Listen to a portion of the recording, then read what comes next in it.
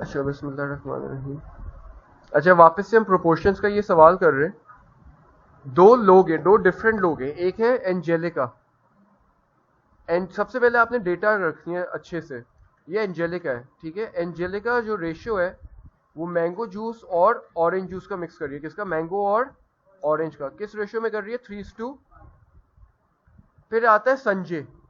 संजय ने कहा गर्मी बहुत है, मैं अपना जूस अलग से बनाऊंगा।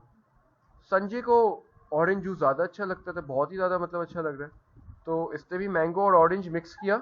और इसने किस रेशियो में किया? 5:2। क्वेश्चन कह रहे हैं what fraction of each fruit drink is orange juice. देखो ये दो अलग अलग फ्रूट ड्रिंक्स है, एक एंजेलिका की फ्रूट ड्रिंक है और एक संजय की है। एंजेलिका की टोटल फ्रूट ड्रिंक 3+5 कितना होता है? 8। संजय की टोटल फ्रूट ड्रिंक 5+11 कितना होता है? 16। एंजेलिका की फ्रूट ड्रिंक में कितना ऑरेंज है? 5। एंजेलिका की फ्रूट ड्रिंक में कितना ऑरेंज है? और टोटल अपॉन 8। और अगर मैं इसमें आता हूं संजय की, अब आपको दिख रहा होगा संजय की, बल्कि मैं इसका एक परमानेंट सोल्यूशन कर देता हूं ताकि आपको इश्यू ही ना हो। संजय की फ्रूट ड्रिंक में कितने? 11। टोटल कितना था? 16। तो दोनों की फ्रूट ड्रिंक्स का हमने बता दिया ऑरेंज कंटेंट, इतना आसान था। अब लिखा हुआ है हुज फ्रूट ड्रिंक एंजेलिका और Sanjay has higher proportion of orange. देखो इसका बड़ा आसान तरीका है, इसका बड़ा आसान तरीका है। जब भी आपने देखना होता है ना कि किसकी प्रोपोर्शन ज्यादा है, आप जो बेस होती है जिसको हम डिनोमिनेटर बोलते हैं, नीचे वाला नंबर, उसको सेम कर दो। अभी अगर मैं एंजेलिका का देखता हूं, एंजेलिका की डेटा बनाता हूं, तो एंजेलिका के पास कितने? 5 और अगर यही मैं डेटा उसका देखता हूं संजय का, कितना है? हमें पता है कि दोनों नंबर संजय के ज्यादा बड़े हैं, तो हम चेंज करेंगे एंजेलिका का नंबर। देखो मैंने आपको क्या बोला था, नीचे वाले नंबर को सेम करो। यानी 8 को 16 बनाने के लिए किससे मल्टीप्लाई करोगे? यानी अगर अच्छा नीचे भी 2 से कर रहे हो तो ऊपर से भी 2 से करोगे, तो ये हो गया 10/16। अब बताओ 11/16 ज्यादा बड़े है 10/16? 11/16। तो किसके जूस में ऑरेंज कंटेंट ज्यादा है? संजय। आसान था कि नहीं? आप में से किसी को कॉपी में वीडियो है, वैसे पिक्चर्स भी भेजे, मगर आपको अपनी समझने के लिए करना आप कर सकते हो। मैं 2 क्वेश्चन नंबर 3 आप लोगों के पास है। It says a tin of biscuits contains coconut and ginger biscuits in the ratio 3:7। ठीक है, कोकोनट और जिंजर। ऐसा करता हूँ मैं इसको ना बड़ा कर देता हूँ, रूल 9 थोड़ी बड़ी कर देता हूँ। कोकोनट और जिंजर, तो यहाँ पे क्वेश्चन 3 करा रहा हूँ, ठीक है। यहाँ पे आप लिख दो कोकोनट, क्वेश्चन पूरा नजर आ रहा है ना यार, और यहाँ पे आप लिख दो जिंजर 3G। क्या रेशियो है? 3:। The tin contains 50। सबसे पहले देखो मैंने आप लोगों को एक चीज समझाई थी, 3 और 7 को पढ़ दोगे प्लस। वैसे तो मैथ्स को करने के कई तरीके थे, मगर आप लोगों का पेपर कम है तो मैं एक ही तरीका सिखाऊंगा और वो आप लोग समझ लो, क्योंकि मैं चाहता नहीं आप लोग कंफ्यूज हो। रेशियो को प्लस कर दिया करो। 3+7 कितना हो गया?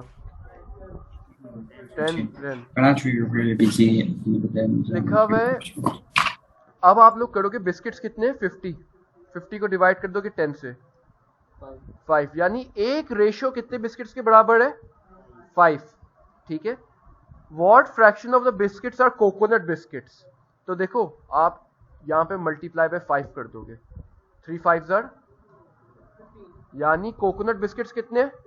अब आप लोगों को टास्क ये है, आप लोग जिंजर बिस्किट्स खुद निकालोगे।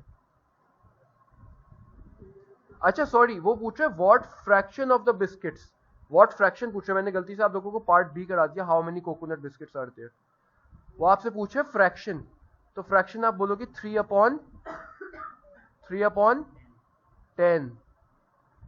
याद रखना जो भी होता है ना ये रेशियो डिवाइड बाय टोटल जो होता है। तो मैं एक दफा फिर से आप लोगों को करा रहा हूँ, अगर आप लोग ये डेटा इस तरह कर लोगे ना, इस तरह मैं बता रहा हूँ, तो आप लोगों को बहुत आसानी होगी। सबसे पहले आपने क्या करना है, रेशियो को प्लस करना है। 3+7 10 आ गया। दूसरा आपने ये करना है कि जो बिस्किट्स है, बिस्किट्स डिवाइड बाय टोटल करना है, तो ये आ गया 5 बिस्किट्स पर रेशियो। ठीक है। आप लोग क्वेश्चन ए पे आ जाओ, Sure. Just give me 1 minute अभी। आप Yeah, लोग sure. रेशियो पे आ जाओ। What fraction of the biscuits in the tin are coconut biscuits, तो ये 3 था। 3 मल्टीप्लाई बाय 5, सॉरी रेशियो पूछ रहे, फिर वही गलती कर रहा हूँ, व्हाट रेशियो 3/10। पार्ट बी में पूछ रहे कितने बिस्किट्स हैं, आप बोलोगे 3 मल्टीप्लाई बाय 5 तो हो जाएगा 15। आप लोगों का काम ये, आप लोग मुझे जिंजर का रेशियो निकाल के दोगे, जिंजर बिस्किट्स का रेशियो निकाल के दो और बता दो कि जिंजर बिस्किट्स हैं कितने।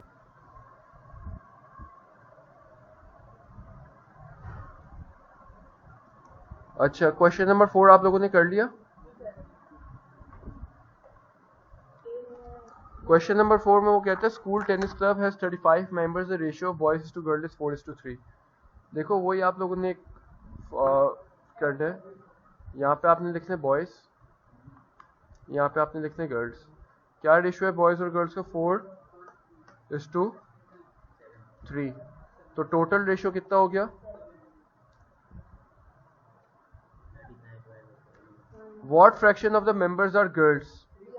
एग्जैक्टली 3/7।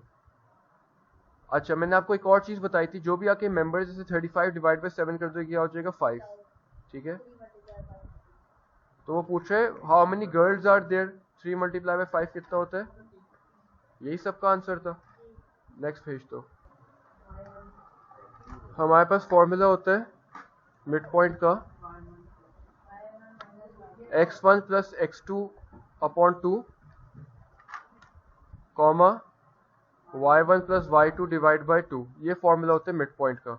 इसमें कोई कंफ्यूजन?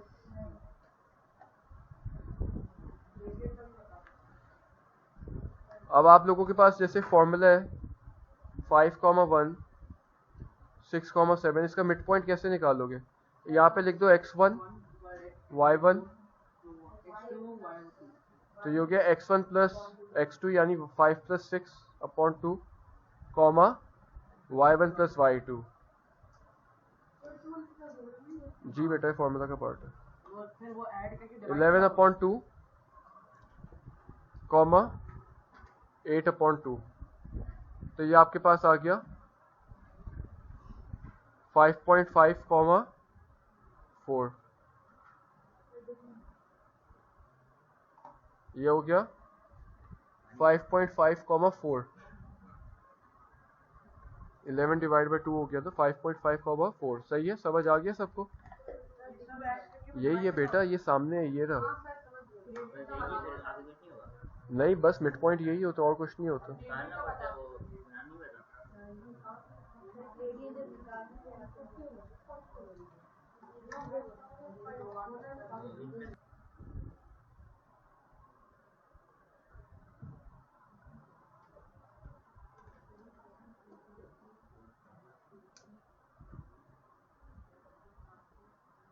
ये फॉर्मूला लिख दिया। आप लोगों ने ये सवाल अभी फौरन करना है।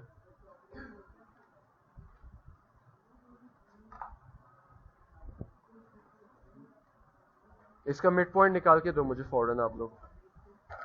इसका आंसर आप लोग देख लो। पहली बात, x1 प्लस x2 होते हैं 2 plus 6/2 comma 8 plus 6/2।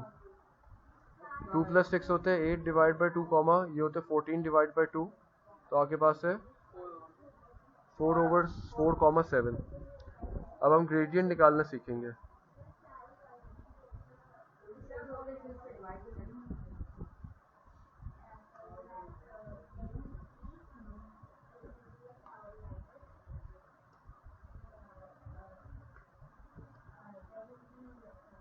y2 minus y1 upon x2 minus x1, ये होते ग्रेडियंट का फॉर्मूला। तो आपके पास है 2,4 और आपके पास है 4,6। सबसे पहले यहाँ पे लिख दिया करो x1 y1, यहाँ पे लिख दिया करो x2 y2। y2 क्या बताओ मुझे आप लोग? y1 क्या? x2 क्या? x1 क्या है? 6 माइनस। बेटा फॉर्मूला फॉलो करो, जो फॉर्मूला दिया है वो फॉलो करो। 6 माइनस 4 क्या है? 4 माइनस 2 क्या है? 2 डिवाइड बाई 2 क्या होता है? ग्रेडियंट कितने? सभी सिंपल है, आप लोगों को याद ही कुछ नहीं रहता, मसला ये है।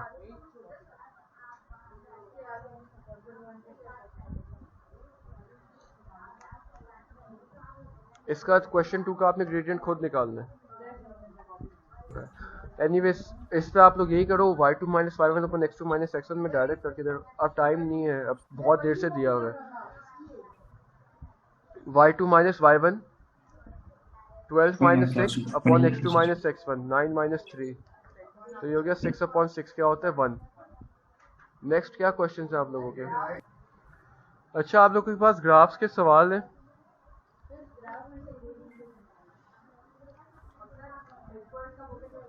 हम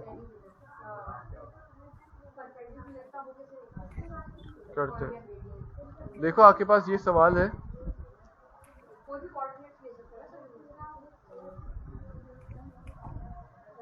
अच्छा आप लोगों के पास ऐसे सवाल आते हैं, ठीक है, ग्राफ्स आते हैं आपके पास। ग्राफ्स में आप लोगों ने कुछ चीज़ें याद रखनी है, कुछ फार्मूलाज याद रखते हैं। दो फार्मूलाज जो बहुत इंपॉर्टेंट है वो याद रखते हैं। एक होता है इक्वेशन ऑफ लाइन, जिसका फार्मूला होता है y is equal to M x plus C. दूसरा आपका फार्मूला होता है ग्रेडियंट, जो कि होता है y2 minus y one upon x2 minus x1, ठीक है। सबसे पहले इस पे 2 पॉइंट्स ले लो। इस पे 2 पॉइंट्स आप लोगों को दिए हुए हैं, अगर आप गौर से देखो ना, ये डॉट बना हुआ है, एक ये डॉट है, मैं येलो कलर यूज करता हूँ ताकि आप लोगों को डॉट नजर आ जाए। एक ये पॉइंट है और ये एक पॉइंट है। ये वाला पॉइंट जो है ये है -4 कॉमा -1, ये -1 पे, ये देखो x की वैल्यू हमेशा पहले लिखता है, याद रखना है, गलती मत करना, y की नहीं रखना। और ये पॉइंट के 0 कॉमा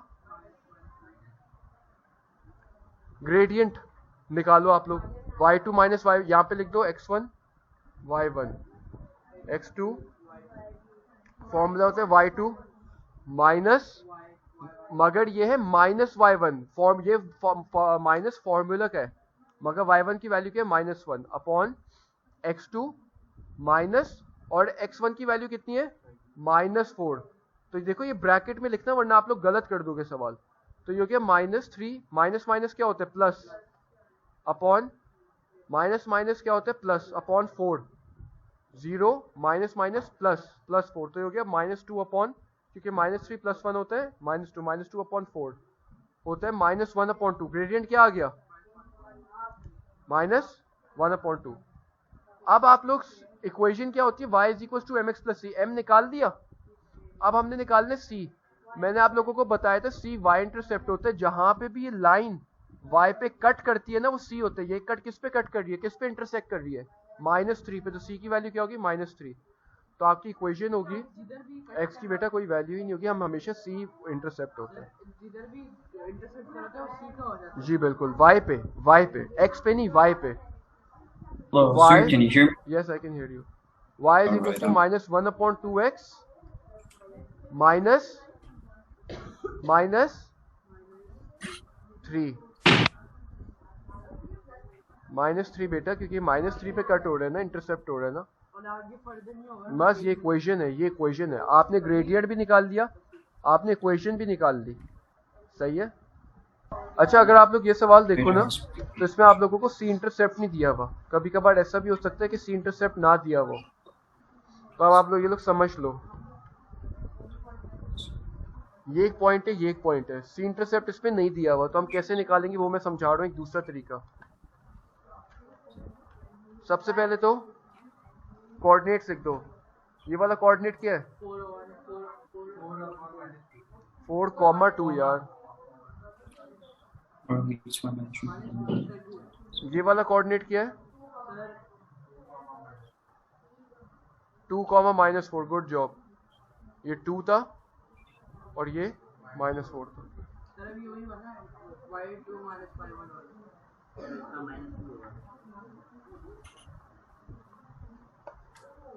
क्या नहीं, -2 क्यों होगा, 2 ऊपर जा रहा है बेटा, ये -2 कहाँ पे है, ऊपर वैल्यू वाली 2s होती है। ग्राफ की वजह से नहीं दिख तो ये हो गया y2 माइनस y1 यानी -4 -2 upon x2 minus x1, 2 minus 4, ये हो गया माइनस 6 अपॉन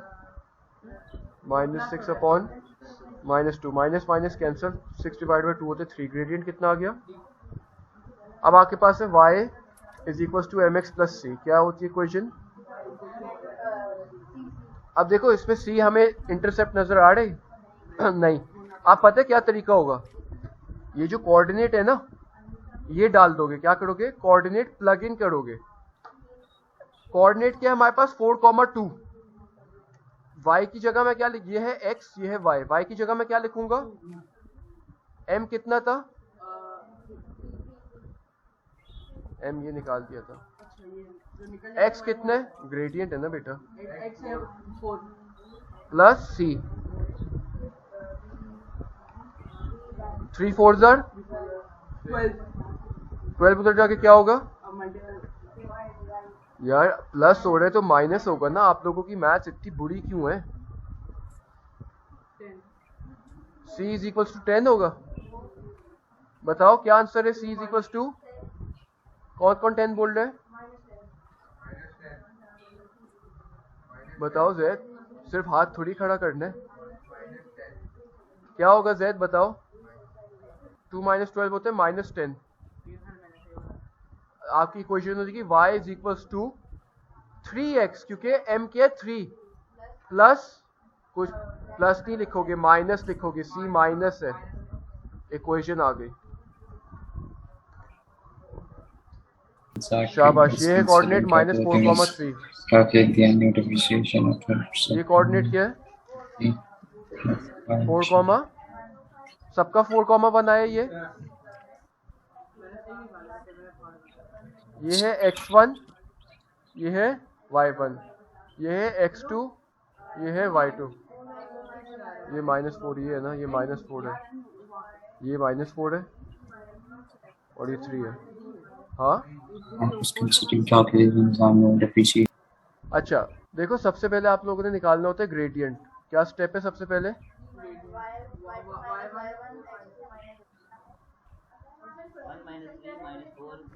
y2 क्या हो गया? 1 माइनस 3 अपॉन 4 माइनस -4, तो ये हो गया -2 अपॉन 8, माइनस माइनस प्लस, तो ये हो गया -1 अपॉन 4। ग्रेडियंट क्या हो गया? अकाउंट इक्वेशन क्या होती है? y is equal to mx plus c, gradient -1 upon 4 होगा ना, -2 अपॉन 8 है ना, आपने डिवाइड किया ना।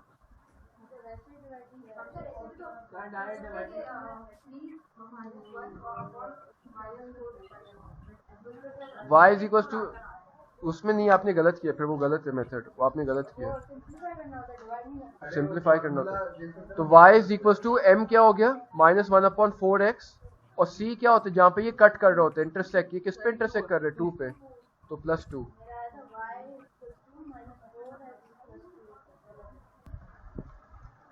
अच्छा यार, अब हम लोग कर रहे हैं distance and area and volume. आप एरिया एंड वॉल्यूम आ रहा है, ठीक है?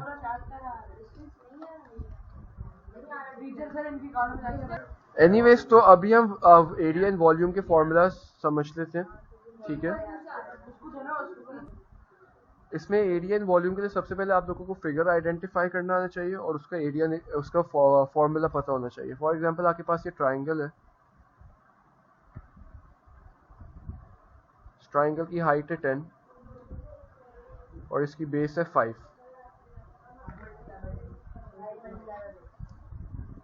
इसका एरिया का फॉर्मूला होता है half into base into height. Base क्या है इसकी 5 है, हाइट इसकी 10। 5 10s are 5 10s are 50 divide by 2, तो इसका एरिया कितना है? 25। ये था ट्राइंगल। फिर हमारे पास एक शेप आता है पैरेललोग्राम।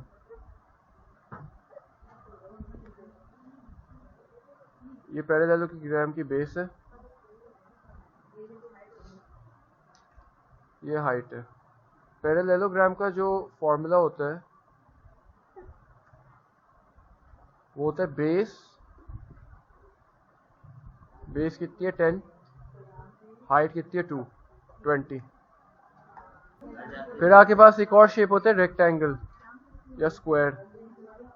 जैसे ये रेक्टेंगल है, ये है 2, ये है 8। रेक्टेंगल का फॉर्मूला भी होता है बेस इंटू हाइट, तो यानी 2 मल्टीप्लाई बाई 8, 16। ठीक है। फिर आपके पास एक और शेप होता है ट्रेपीजियम।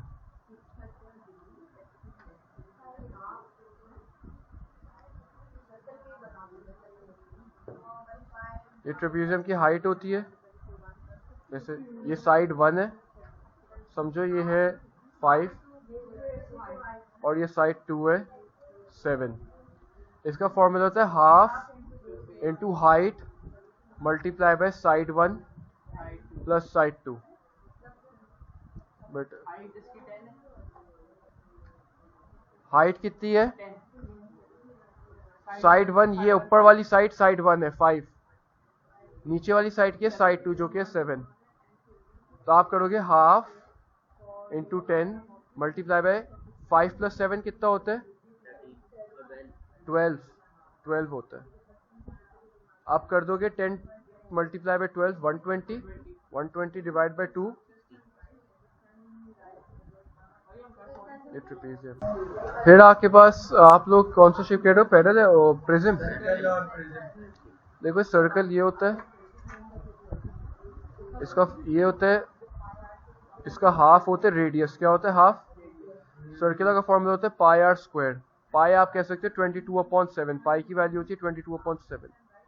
तो फॉर एग्जांपल अगर रेडियस यहाँ पे 6 है तो ये हो जाएगा मल्टीप्लाई बाय 6 स्क्वायर, सही है, पाई आर स्क्वायर।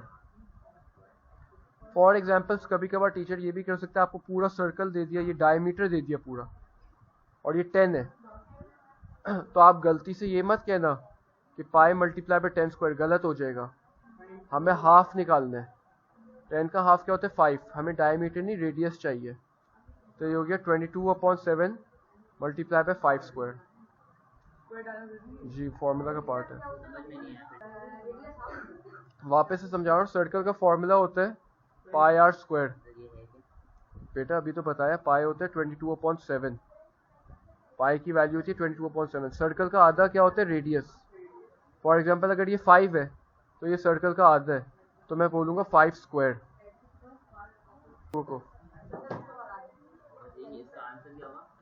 सॉल्व करोगे 22 मल्टीप्लाई, ये हो गया 5 स्क्वायर है, 5 स्क्वायर होता है 25, तो 22 मल्टीप्लाई बाय 25 डिवाइड बाय 7, तो ये हो गया 78.57। सेमी सर्कल में बेसिकली इसको डिवाइड बाय 2 कर दोगे, सेमी सर्कल बस आधा होता है सर्कल का, तो सेमी सर्कल का फॉर्मूला होता है पाई आर स्क्वायर डिवाइड बाय 2 बस। जी अच्छा अब हम कर रहे हैं बेसिकली प्रिज्म, ठीक है।